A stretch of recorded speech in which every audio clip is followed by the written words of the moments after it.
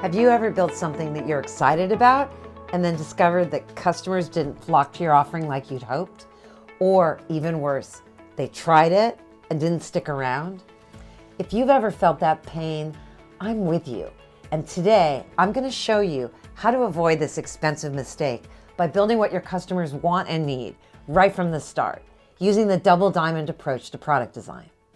Now, if you're familiar with design thinking, you've seen the double diamond approach in action. You first identify the right problems to solve, that's the first diamond, and then devise the right solutions to those problems, that's the second diamond. The 5 steps of design thinking: empathize, define, ideate, prototype, and test map right into those 2 diamonds. What gives this model its power is the diverge-converge rhythm of validating your problems and then crafting your solutions. This comes from the original model, published by the British Design Council in 1991. It describes how successful designers from different disciplines approach their craft. Diverging, that's the rising side of the diamond, is all about generating hypotheses and not being stuck on any one idea or approach. Converging, the falling side of the diamond, is about focusing on something specific once you've considered all your options and scoped your ideas. Validating your customers' needs and desires happens in problem space.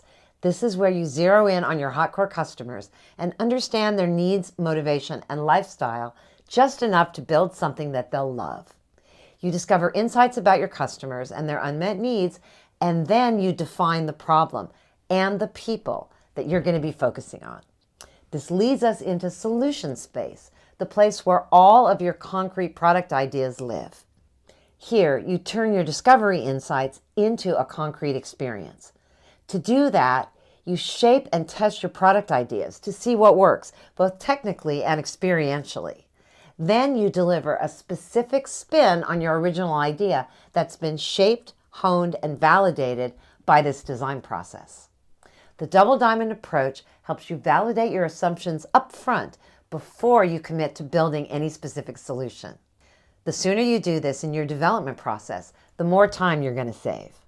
Now, if you're a creative person like me, it's easy to get lost in the seductive joy of building things and then seeing what happens.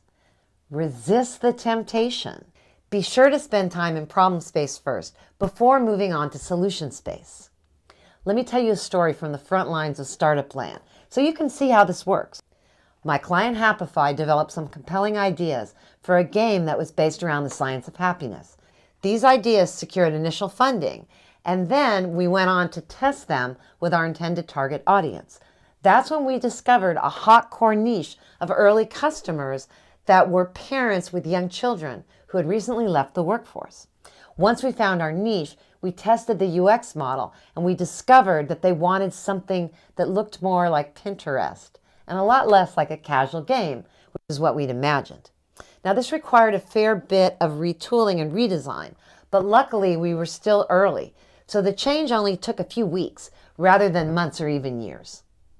Working on that project really drove home the power of iterative prototyping and playtesting, and it helped me develop our 5-step game thinking system, which, like design thinking, is based around the double diamond rhythm of converging and diverging, with an added through line of making progress and heading towards mastery.